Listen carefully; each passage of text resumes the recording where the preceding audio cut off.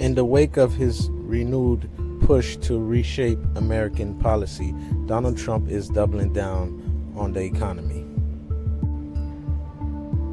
In part one, we explored the broad strokes of his reform agenda.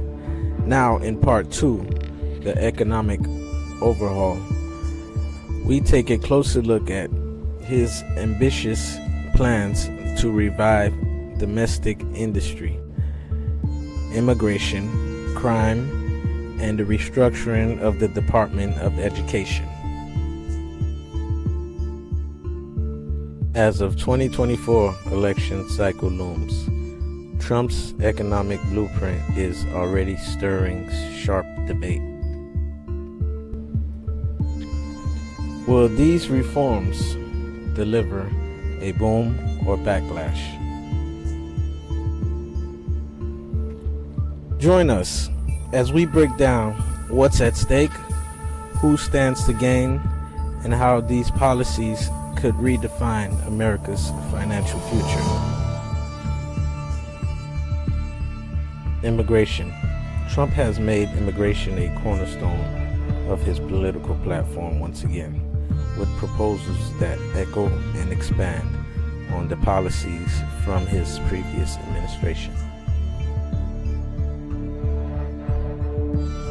His stated goals include tightening border security, reducing illegal immigration, and overhauling illegal immigration systems. Crime. Trump has positioned himself as a law and order candidate, with a crime plan centered on restoring public safety, supporting law enforcement, and enacting tougher penalties for offenders. His proposals aim to address rising concerns over violent crime, drug trafficking, and what he characterizes as a breakdown in law enforcement morale. Department of Education.